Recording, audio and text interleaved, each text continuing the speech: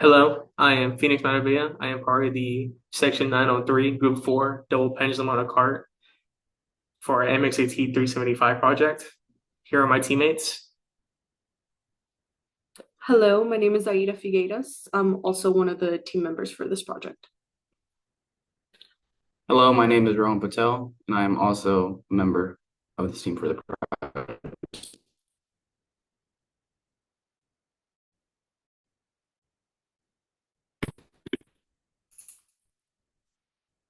Our next slide is our recommended links for you to view our project process, as well as a Google Drive folder to view our videos, photos, CAD models, MATLAB simulation links, and also other features that I plan to add, as well as prototype drawings. Above it is our YouTube link where you can view our proposal presentation as well as our final presentation when we present the final product. Here is our description of the pendulum itself. We wanted to do a double pendulum mass wheeled system in order to record actual real-time positions of this specific system. The frame is made out of metal railings, piston with a board. It was made of metal railings and a piston to implement an external force to hit the mass. The reason why it's an actual controlled actuator is to repeatedly input the same amount of force to get the same readings every time for each experimental session that we have with the system. The car itself will be on wheels in order for it to travel and actually input force into the double pendulum to swing it. The links itself will be connected to the cart and then the second pendulum. We can look a bit closer into the actual system of the cart itself. Here's a slide just describing the supports, the wheels, the cardboard in order to push the cart, as well as the control actuator and its position. So things are subject to change, especially with the way we are now looking at our final mass pendulum system. We are planning to actually incorporate a 1.5-inch PVC pipe, or for the mass cart to slide easier whenever being pushed by the actuator. The actual gantry, this red object, is supported by four wheels, four on each side, as well as an inner wheel in order to travel along the top side of the pipe, as well as it being fastened with 4mm nuts and bolts that are provided by the MXET 375 toolkit. And right above it will be where the pendulum sits, as well as a flat surface in order to increase or decrease the mass that we provide. The pendulum itself will be made out of 3D printed parts, and in between these red objects will be spacers, specifically skateboard spacers, in order for it to do a 360 full range of motion whenever it's being pushed. So we can get very accurate data. These orange circles will be where the stickers will lie in order to actually track the real-time position of each pendulum wherever it's being swung. And this will be put together in a matter of 3 days in order to meet project deadlines and requirements. But as far as the final design go, this will be our overall double pendulum mass system. Now Rohan will explain the plan of execution. For our plan of execution, it is split into four main parts: the modeling, simulation, mechanical, and electrical and computer aspects. For the modeling, we plan to import the CAD model using Fusion 360. We will create a block diagram from this model, and we will create figures and drawings of the diagram to further illustrate what it's supposed to look like and what its function is. For the simulation, we're first going to guess the parameters using configure block parameters with the simulate parameter configuration to have something to compare to. Then we will actually move the pendulum to acquire real data and gain video movement, each having their own data so we can compare the different specific parameters we want with each other. For the mechanical part of this, we will create a frame to hold the mass and rolling system. We will 3D print the pendulum and assemble the different components all together. For the electrical and computer part, we will record the motion occurring, tracking it with colored dots to be able to get the different parameters that we need for calculations. We will then plot all this motion into Excel with the motion of the pendulum and cart system.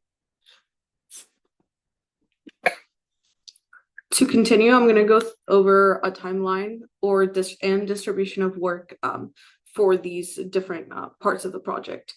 So as you can see, there's basically our names on the side, and we're all kind of focusing on the same things in terms of equations of motions for an open loop system, building the 3D model, and actually modeling the system.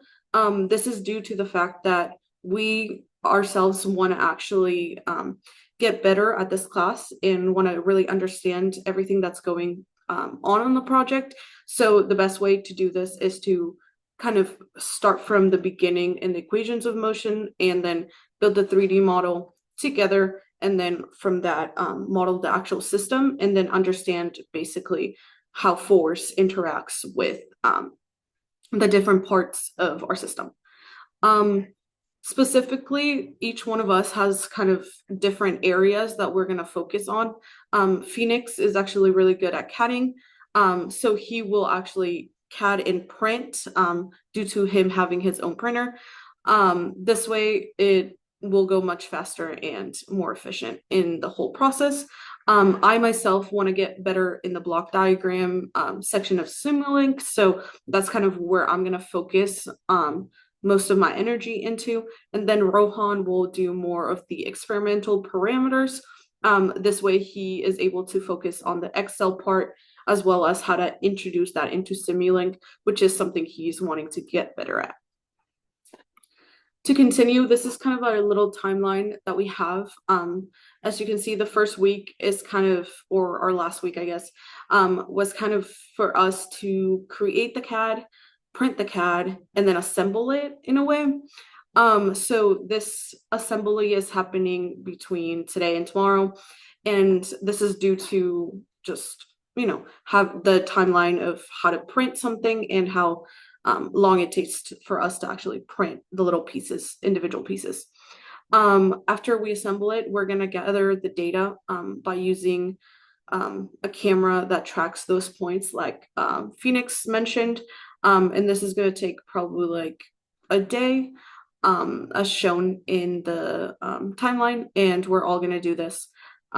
Afterwards, Rohan is going to go in and create experimental parameters and plot those experimental parameters into Excel.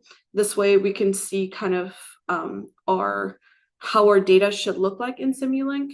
And then from that point on, I myself will go in and create a block diagram in order to simulate what we just did in person. And then from that, we will see how those relate to the equations of motions that we created, as well as we will create a report and presentation that show all of our findings. To continue, Rohan will go over the expected outcomes and how this can be applied into real life. Just like before, the expected outcomes are going to be split into 4 main categories: modeling, simulation, mechanical, electrical, and computer aspects.